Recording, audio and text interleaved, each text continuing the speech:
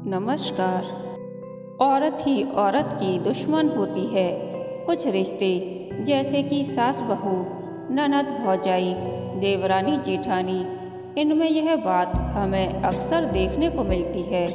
आज की हमारी कहानी किस रिश्ते को चरितार्थ करती है, सुनते हैं आज की कहानी लांछन। भाभी, अपना गुस्सा बर्तनों पर क्यों निकाल रही हो? जो हो रहा है उसे होने दो। मैं तो कई साल पहले से ही जानती थी आज का यह दिन तुम्हें देखना ना पड़े, इसीलिए तो सदा टोकती रही हूँ कि अपना व्यवहार इतना भी बुरा ना बनाओ। मेरा व्यवहार बुरा है? सदा की तरह भाभी ने आंखें तरेरी। तू होगी बुरी, तेरा सारा खानदान होगा बुरा। भैया और भतीजा पास ही खड़े थे। मेरी आंखें उनसे मिली। शर्म आ रही थी उन्हें अपनी पत्नी और माँ के व्यवहार पर। आज बरसों बाद मैं मायके आई हूँ। नाराज थी भाभी भाई से, ऐसा कहना उचित नहीं होगा। मैं तो बस भाभी के व्यवहार से तंग आकर मायके को त्याग चुकी थी। भाभी का ओछा व्यवहार और ऊपर से भैया का चुपचाप सब सुनते रहना। जब तक सहा गया सहती रही, और जब लगा अब नहीं सह सकती, पीठ दिखा दी। उम्र के इस पड़ाव पर जब मैं भी सास बन चुकी हूँ और भाभी भी दादी नानी, बच्चों की तरह उनका लड़ पड़ना अभी गया नहीं है। आज भी उनमें परिपक्वता नहीं आई। मेरे खानदान को छोड़ो भाभी, तुम्हारा मेरा खानदान अलग अलग कहाँ है जो खानदान पर उतर आई हो?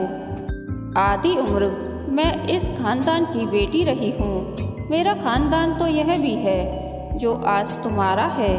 हमारी उम्र इस तरह लड़ने की नहीं रही जो हम उल जलूल बकते रहें। आज सवाल हमारे बच्चों का है कि हमारे व्यवहार से उनका अनिष्ट हो, ऐसा नहीं होना चाहिए। अरे मेरी बेटी का सर्वनाश तो तेरे कारण हो रहा है। चंदा तेरी ही ससुराल के हैं ना उसके ससुराल वाले, तू ही उसका पैर वहाँ लगने नहीं देती। मेरी ससुराल में जब बेटी का रिश्ता किया था तब क्या मुझसे पूछा था तुमने भाभी? भैया आपने भी जरूरी नहीं समझा मुझे बताना कि लड़का कितना पढ़ा लिखा है, कोई बुरी आदत तो नहीं। भला मुझसे बेहतर कौन बताता आपको जिसके सामने वह पला बड़ा है। तब तो मैं आपको दुश्मन नजर आती थी कि कहीं रिश्ता ही ना तोड़वा दूं। मुझे तो पता ही तब चला था जब मेरी चचिया सास ने शादी का कार्ड हाथ में थमा दिया था। क्या कहती मैं तब अपनी ससुराल में कि आने वाली मेरी सगी भतीजी है, जिसकी माँ और बाप ने मुझे एक बार पूछा तक नहीं। गला भराया मेरा। जानती हो भाभी, मेरी चचिया सास ने भी इसी अनबन का फायदा उठाया और अपना खोटा सिक्का चला दिया। अब जो हो रहा है उसमें मेरा दोष क्यों निकाल रही हो? तुम्हारी बच्ची वहाँ सुखी नहीं है तो उसमें मैं क्या करूं? ना मैं कल किसी गिनती में थी, ना ही मैं आज किसी गिनती में हूँ। उसी का बदला ले रही है ना चंदा। तू चाहती है कि मेरी बेटी तेरी जूती के नीचे रहे। मेरा घर तो उसके घर से 50 किलोमीटर दूर है भाभी। भला मेरी जूती के नीचे वह कैसे रह सकती है? सच तो यह है कि जो कलह तुम सदा यहाँ डालती रही हो उसी को अपनी बच्ची के संस्कारों में गूंथ कर तुमने साथ बांध दिया है।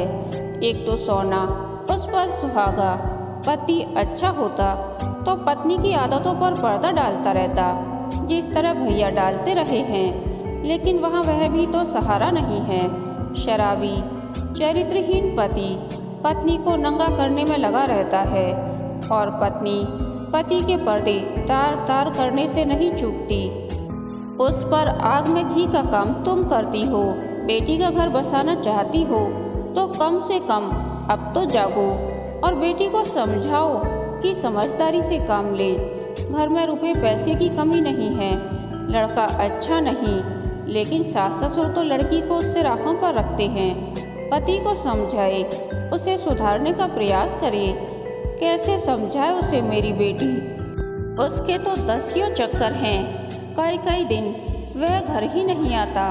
ऊपर से तू भी उसी को दोष देती है। तो क्या करूं मैं? कोई बीच का रास्ता निकालना होगा। न हमें कम से कम घर तो संभालना है तुम्हारी बेटी। ससुराल इज्जत मान देते हैं तो उन्हीं का मान रखकर घर में सुख शांति बनाने की कोशिश करे। मेरे दोष देने या ना देने का कोई अर्थ नहीं है भैया।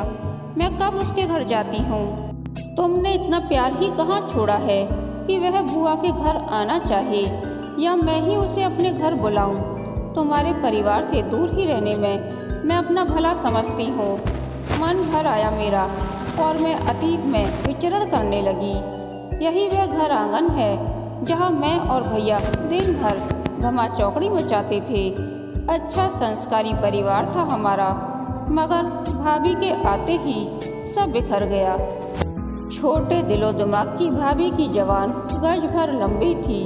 कुदरत ने शायद लंबी जवान देकर ही बुद्धि और विवेक की भरपाई करने का प्रयास किया था, जिसका भाभी जमकर इस्तेमाल करती थी। अवाक रह जाते थे हम सब। बच्चों की तरह लड़ पड़ती थी मुझसे। समझ में नहीं आता था कि भाभी का दिमाग इस दिशा में जाता है तो जाता कैसे है। एक पढ़ा लिखा सभ्य इंसान किसी दूसरे पर सीधा साधा आरोप लगाने से पहले 1000 बार सोचता है कि बरसों का रिश्ता कहीं टूट ही न जाए। लेकिन भाभी तो अपनी जरा सी चीज आगे पीछे होने पर भी झट से मुझ पर आरोप लगा देती थी कि मैंने अपनी आंखों से देखा है। स्तब्ध रह जाती थी मैं। कैसी बातें करती हैं भाभी। पहले तो सब मुझे शक से देखते रहे थे, फिर धीरे धीरे समझ गए कि यह सब भाभी के ही दिमाग की उपज है। भैया से 4-5 साल छोटी हूँ मैं और माँ बाप की लाडली समझदार बेटी, जो भाभी के आते ही चोर चुगलखोर और पता नहीं क्या क्या बन गई थी। यह क्या हो गया है तुम्हें चंदा? तुम भाभी से झगड़ा क्यों करती हो? उसका सामान भी उठा ले जाती हो और पैसे भी निकाल लेती हो। तुम तो ऐसी नहीं थी। क्या भाभी से तालमेल बिठाना नहीं चाहती हो? तुम्हें भी तो एक दिन ससुराल जाना है, और अगर तुम्हारी ननद भी ऐसा ही करे तुम्हारे साथ तो कैसा लगेगा तुम्हें? भैया ने अकेले में ले जाकर एक दिन पूछा था। मेरे तो पैरों के नीचे से जमीन ही निकल गई थी। यह क्या कह रहे हैं भैया? तब समझ में आया भैया के खींचे खींचे रहने का कारण। मैंने भाभी के पैसे निकाल लिए। नहीं तो भैया, जरूरत होगी तो आपसे या पिताजी से मांग लूंगी। भाभी के पैसे चुराऊंगी क्यों मैं? तुमने अपनी भाभी के 300 रुपये निकाल लिए और वह शिकायत कर रही है कि उसका भारी दुपट्टा और सुनहरी वाली सैंडल भी। भैया, भारी दुपट्टा मेरे किस काम का और भाभी के पैर का नाप मेरे पैर में कहाँ आता है? कैसी बेसिर पैर की बातें करते हो तुम? जरा सोचो, दुल्हन का सामान मेरे किस काम का? वह कहती है कि तुम उसका सामान चुराकर अपने लिए संभाल रही हो। असमंजस में पड़ गई थी मैं। क्या हमारे इतने बुरे दिन आ गए हैं कि मैं अपनी भाभी का सामान चुराकर अपना दहेज सहेजूंगी? पता नहीं कैसे माँ ने भी हमारी बातें सुन ली और हक्की बक्की सी भीतर चली आई। क्या यह सच है चंदा? तूने अपनी भाभी का सामान चुराया है? काटो तो खून नहीं रहा था मुझ में। क्या माँ की भी मति मारी गई है? उस पर भाभी का यह भी कहना कि मैंने अपनी आंखों से देखा है। ऐसी खाई खोती थी भाभी ने घर के सदस्यों के बीच, जिसे पाटना सबके बस से बाहर था। हर पल वह किसी न किसी पर कोई न कोई लांछन लगाती रहती, जिस पर हमारा परिवार हर पल अपनी ईमानदारी ही प्रमाणित करने में लगा रहता था। लगता हम सब चोर हैं जो बस भाभी के ही सामान पर नजर गड़ाए रहते हैं। कहीं की रानी महारानी है क्या यह लड़की? गुस्से में बोल पड़े थे पिताजी। जब देखो किसी न किसी को चोर बना देती है। हम भूखे नंगे हैं क्या जो इसी के सामान पर हमारी नजरें रहें? बेटा, इसने हमारा जीना हराम कर दिया है। क्या करें हम? कहाँ जाएं? हमारा तो बुढ़ापा ही खराब हो गया। इसके आने से 2-3 साल बीतते बीतते मेरी शादी हो गई थी और माँ पिताजी ताऊ जी के पास रहने चले गए थे। उन्होंने अपने प्राण भी वहीं छोड़े थे और मेरा मायका भी इसी दुख में छूट गया था। भाई का घर बसा रहे इस प्रयास में सारे बंधन तोड़ दिए थे मैंने। भाभी के बच्चे बहुत छोटे थे तब, जब मैंने आखिरी बार मायका देखा था। भैया कभी शहर से बाहर जाते तो मुझसे मिलते जाते, जिसे थोड़ी बहुत खबर मिलती रहती थी, वरना मैंने तो मायके की ओर से कभी के हाथ झाड़ लिए थे। बेटे की शादी पर भी मैं यह सोचकर नहीं आई कि क्या पता भाभी इस बार कौन सी चोरी का इल्ज़ाम लगा दें। मैंने अपनी बेटी की शादी में सिर्फ भैया को बुलाया था, जिस पर भाभी ने यह आरोप लगाया था कि भैया ने भाभी का सोने का हार ही मुझे दे दिया है। एक दिन मैंने भैया से फ़ोन पर पूछा था कि भाभी का कौन सा हार उन्होंने मुझे दिया है, तो रो पड़े थे वह। जीवन नर्क हो गया है मेरा चंदा, मैं क्या करूं? ऐसी औरत का न जीती है न जीने देती है। जी चाहता है इसे मार दूं और खुद फांसी पर लटक जाऊं। भाई की हालत पर तरस आ रहा था मुझे। रिश्तों के बिना इंसान का कोई अस्तित्व नहीं, और जब यही रिश्ते गले की फांस बनने लगे तो कोई कैसे इन रिश्तों का निर्वाह करे। प्रकृति कैसे कैसे जीवों का निर्माण कर देती है, जो सदा दूसरों को पीड़ा देकर ही खुश होते हैं। जब तक दो घरों में आग न लगा लें उन्हें चैन ही नहीं आता। चंदा, तू कभी मेरा भला नहीं होने देगी।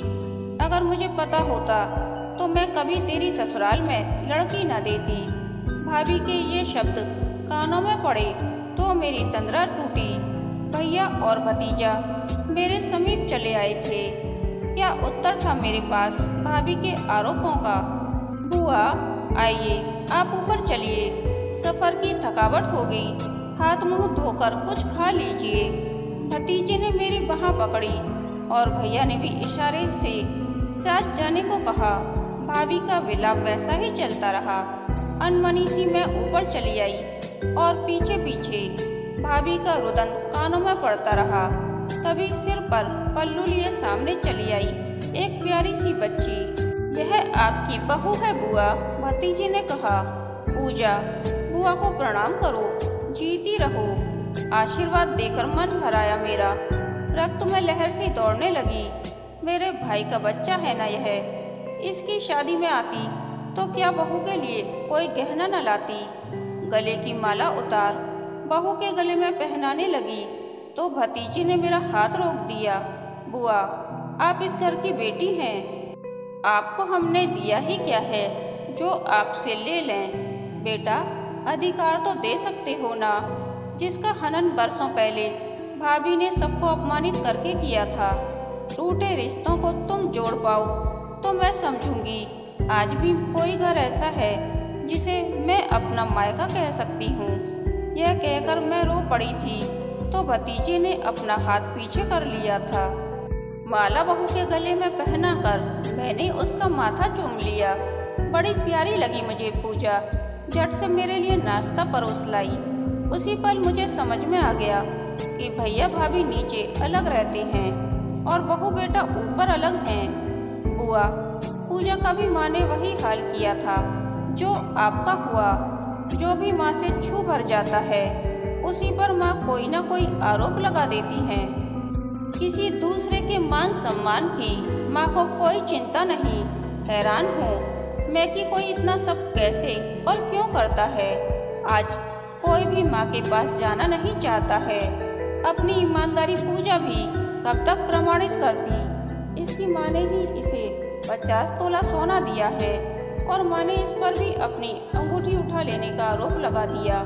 और सबसे बड़ी बात, जिन चीज़ों के खो जाने के आरोप माँ लगाती हैं वह चीज़ें वास्तव में होती ही नहीं हैं। माँ एक काल्पनिक चीज़ गढ़ लेती है जो न कभी माँ के पास मिलती है न ही उसके पास मिलती है, जिस पर माँ आरोप लगाती है। याद आया मुझे जब पहली बार भाभी ने मुझ पर आरोप लगाया था।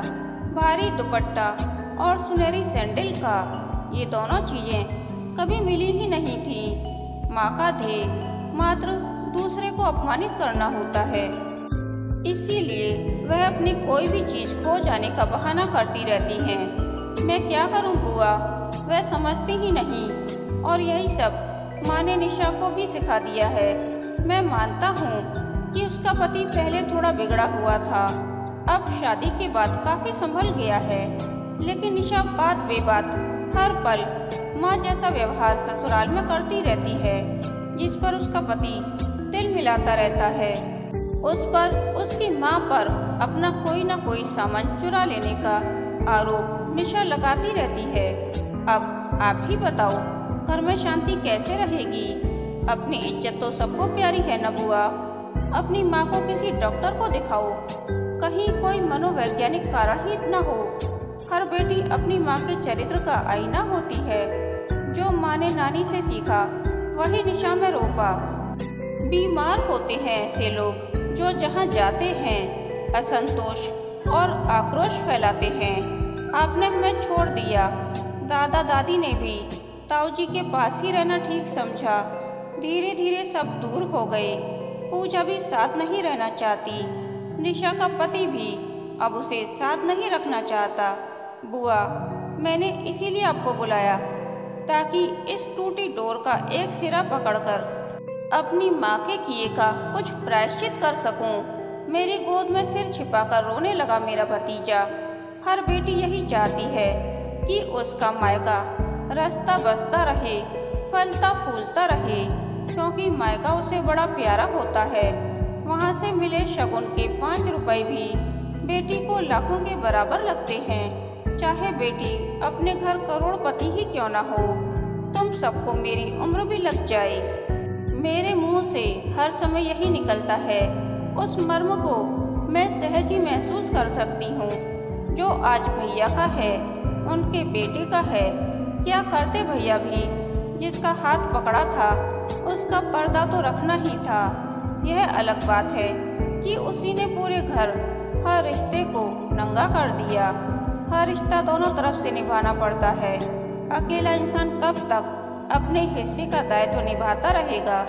हर रिश्ते का पूर्ण रूप तभी सामने आता है जब दोनों तरफ से निभाया जाए। अकेले की तूती ज्यादा देर तक नहीं बच सकती। रो रहा था मेरा भतीजा। उसका मन तो हल्का हो गया होगा, लेकिन मेरे मन का बोझ यह सोचकर बढ़ने लगा कि कैसे मैं अपनी चचिया सास के घर जाकर भतीजी की वकालत कर पाऊंगी। कैसे उसे समझा पाऊंगी कि वह अपनी बहू को माफ कर दे। सत्य तो यह है ना कि आज तक मैं खुद भी अपनी भाभी को क्षमा नहीं कर पाई हूँ। बुआ, आप सिर्फ एक बार कोशिश करके देखिए। मैं नहीं चाहता कि निशा का घर उजड़ जाए। मैं हाथ जोड़ता हूँ आपके सामने। आप एक बार निशा के पति को समझाइए और मैं भी निशा को समझाऊंगा।